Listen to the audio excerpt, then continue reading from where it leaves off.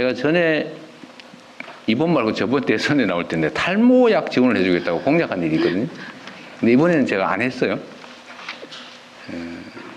그래도 저한테 왜 약속해놓고 안 지키냐 그래서 내가 저번에는 했지만 이번 약속하지 않았다 이렇게 말하기 어려워서 네 그러고 넘어가고 있는데,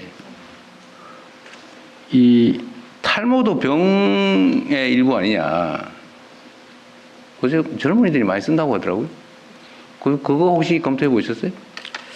지금 이제 아마 의학적 이유로 생기는 탈모는 의료보험, 건강보험에서 원형 탈모 같은 건 치료를 지원을 하고 있는데요.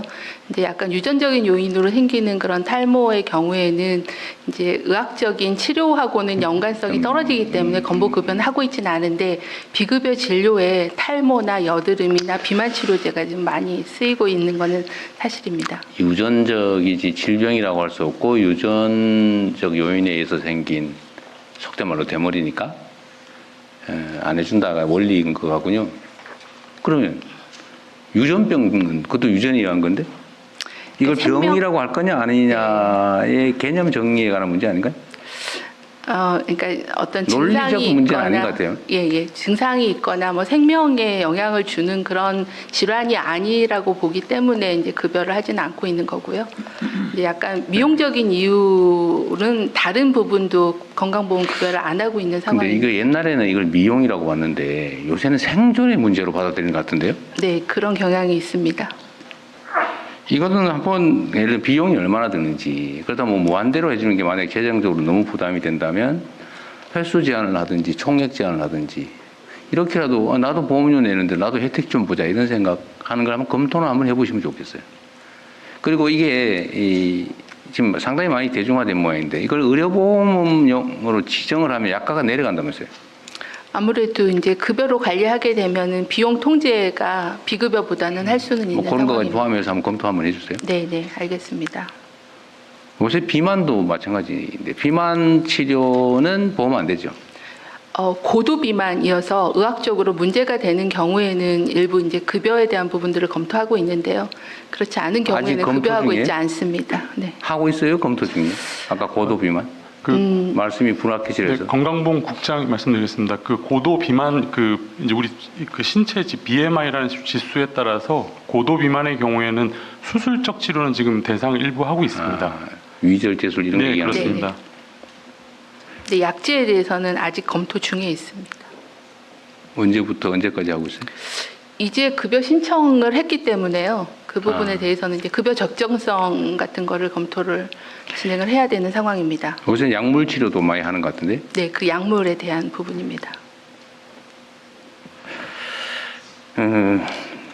하여튼 세대 간에 이 보험료를 냈는데 나는 혜택이 없다 이런. 그런데 나는 정말 이건 절실한데 이걸 왜 안 해주냐. 이 문제는 고민은 좀 해야 될 것 같습니다.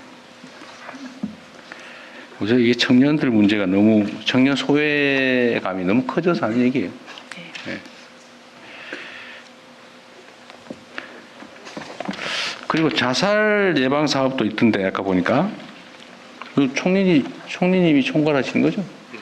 이제 복지부에도 이 사업이 있군요. 민간 단체에도 이런 사업이 있더라고. 뭐 아까 보니 여기 오늘 있더라고요. 일단 한번 보겠습니다. 그럼. 그 다음에 그냥 드림 사업은 지금 내년부터 하는 건가요? 올해 12월부터 시범 사업을 시범 도입을 사업하고. 해서 한 68개 정도는 운영을 하고 있는 상황입니다. 어쨌든 이 그냥 드림 사업은 제가 지시해서 시작한 사업이긴 한데 네, 그렇습니다. 지금 대한민국 정도의 경제력 그걸 갖춘 나라에서 먹을 게 없어서 가족들하고 먹고 살기 어려워서 그러안고 자살했다 이런 소리 아직도 나오잖아요. 네. 무슨 뭐 배우든가 배우 지망생이든가가 굶어 죽었다. 그리고 뭐 배고파가지고 계란 한 판 훔쳤다가 징역 1년 뭐 받았다 뭐 이런 거 있잖아요. 저는 이게 우리나라 사회에서 아직도 그런 얘기가 나온다는 게 이해가 아직 안 됩니다. 결국 시스템의 부재 아니냐. 네. 그 얼마 된다고. 그 사람을 이 계란 한 판 훔쳐가지고 잡혀가지고 경찰서 유치장에 갇혀 있다가 수사를 받고 재판을 받고 감옥을 보내가지고 징역 살리고 이 비용이 얼마나 많습니까, 그죠? 네, 사회적 비용이 큽니다. 네, 엄청나죠. 그래서 그냥 배고프면은 아무나 와서 가져가라. 제가 그걸 경기도에서 한번 해보니까 그때 마구 비난이 쏟아졌는데 아마 오늘도 막 비난할 거예요. 와서 막 쓸어가면 어떡하냐. 도덕적 해이를 유발한다. 돈 있고 먹고 살만한 사람이 와서 막 가져가면 어떡할래? 막 그런 비난 있잖아요. 걱정. 근데 실제로 그런 거 벌어지지 않았습니다. 그리고 뭐 2만 원어치가 상한인데 그거 가지러 오려고 그 창피를 무릅쓰고 오겠어요. 우리나라 국민들 수준을.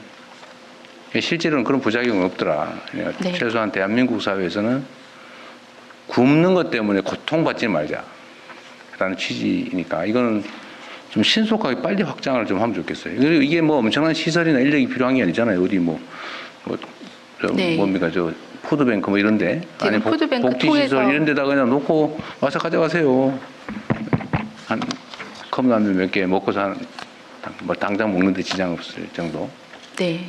내년에는 150개 정도까지 확대하고요. 전국적으로 더 숫자를 늘리도록 하겠습니다. 내년에 150개, 우리나라 지방자치단체가 200 몇십 개인데 네. 기초 시군구가 시군구 단위로 없는 데가 있다는 것도 사실은 좀 그런데 네, 네. 좀 더 확장을 좀 빨리 해보시면 좋겠습니다.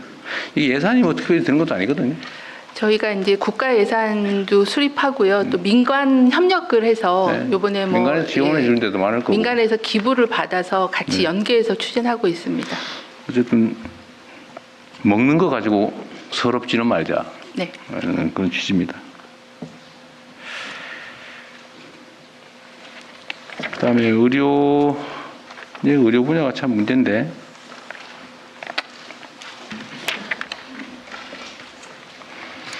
지금 이게 중증 필수 의료 또 지역 의료 네. 이게 문제라는 거잖아요. 지금 제가 흉부외과, 신경외과 의사가 사라진다는 얘기는 제가 10년 이상 전에 이미 들은 얘기 같고 네. 요즘 뭐 소아과도 없어지고 산부인과도 없어지고 또 뭐 없어지고 있어요? 마취과 이런 것도 잘 안 하려고 그런다는 소문이 있던데. 마취통증과는 조금 나은데요. 그래도 소아과가 굉장히 소아청소년과가 급격하게 소아과 전공의 그렇죠. 지원율이 낮아지고 있습니다. 결국은 의사가 없어질 거 아닙니까? 그 분야는. 예를 들면 하기 싫어하는 분야. 고난이 치료를 해야 되는 시술과 수술을 해야 되는 의사들 확보가 좀 계속 어려워지고 그러니까 있습니다. 흉부외과, 신경외과 이런 데는 뭐 찾기가 어렵다고. 네. 어떻게 해결할 거예요? 현재는 저희가 뭐 지역 의사제나 공공의대 통해서 그런 지역이나 필수 과목의 의사를 양성하는 것을 법안 통과가 준비하고 있는데 시일이 한 10년 정도 소요되기 때문에 그 이전에는 그렇게 예를 들면 이미 문제가 생긴 부분을 채워 넣는 방식이잖아요. 네. 문제가 생긴 원인을 제거해야 되는 게 원래 네. 정상적인 방법이죠. 원인이 뭐예요? 원인은 이제 통상 얘기하는 낮은 수가 보상과 그다음에 두 번째는 의료 사고에 대한 위험도 두 가지죠. 이미 두 다 알고 있는. 가지와 또 24시간 365일 늘 대기해야 피곤하다. 된다는 네. 세 가지가 아마 대충 세 가장 가지 큰 것 좀 원인이 같습니다. 나왔네요. 그거 다 알고 있는 거잖아요, 그죠? 네. 그러니까 수가가 이거 노동에 비해서 또 투자한 데 비해서 너무 낮다. 네. 보상이 낮다 쉽게 말하면. 네. 보상은 올려줘야 되잖아요, 그러면. 행위별 그 수술 건당 수가도 올려야 되지만 24시간 대응을 하려면 대기하고 있는 비용도 지원을 해야 되기 그러니까 때문에 여하튼간에 문제는 네. 보상이 낮다. 그럼 보상을 올려줘야 문제를 네, 해결하잖아요. 맞습니다. 그 다른 방식으로 해결이 안 된단 말이에요. 네. 문제의 원인을 제거해야죠. 네. 그 우리나라 의료보험 체계에 이 말이 맞는지 한번 판단해 보세요. 경증에 대해서는 보상이 너무 크고 네. 경증. 네. 막 감기, 막 안 가, 병원 안 가도 될 때 막 병원 가도 다 그냥 1,000원만 내면 다 해주고. 지금 1,000원인가요? 본인 부담금?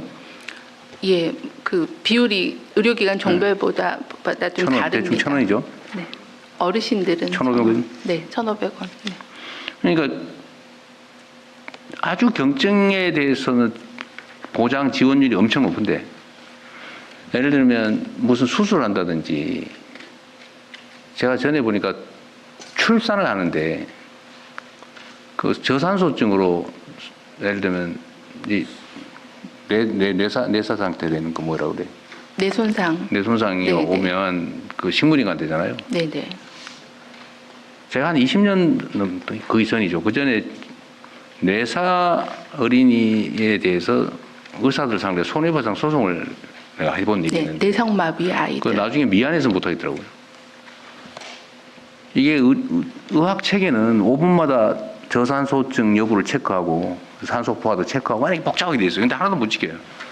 근데 의료 그 후에 내가 들어보니까 아이 출산하는데 뭐 지원 의료비가 50만 원이라고 하는 것 같더라고요. 50만 원 가지고는 전혀 비용이 안 된다는 거예요. 네. 그러니까 이 시스템 자체가 저수가제도 그러니까 돈은 50만 원밖에 안 주고 요구되는 거는 500만 원도 더 되고 그러니까 한 70만 원치 하면서 버티다가 사고 나면은 집안 망하고 평생 아니 망하고 이렇게 되니까 그 산부인과 이런 거 하겠냐 말이에요. 그러면 원인을 제거를 해야 되는 거 아니냐 힘들더라도 네. 그냥 뭉개고 넘어갈 게 아니고 의사를 지역 의사니 뭐 공공 의사니 막 해가지고 보충하면 뭐 하겠어요. 나중에 시간 지나면 다 도로 사라지겠죠. 그러면 수가 조정을 해야 되는 거 아니냐 현실적으로. 말씀 주신 거대로 그 필수 중증 의료에 대한 수가는 인상하고요, 조정하고요.